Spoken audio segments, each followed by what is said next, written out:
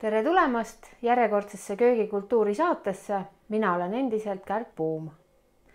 Tänases saates näitan teile ühte ülilihtsat retsepti, milles on vaid 3 koostisosa.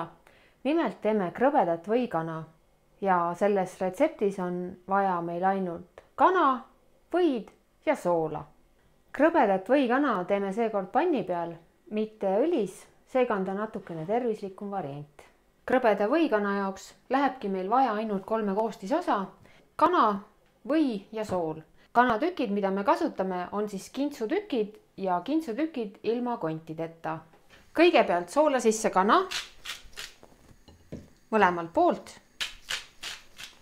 Sulata pannil või umbes 3 supilusikatäit.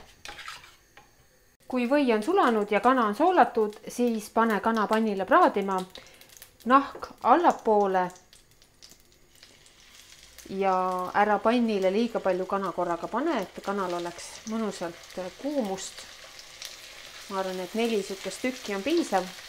Ja prae kana naha poolt umbes 7 minutit. Kui kana on nüüd ühelt poolt ära praadinud 7 minutit, pöörame ümber. Oi, vaadake kui ilus pruun krõbe.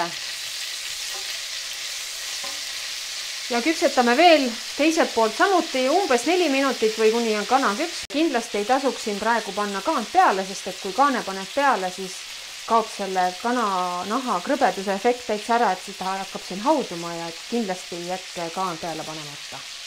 Ja meie krõbe või kana ongi valmis.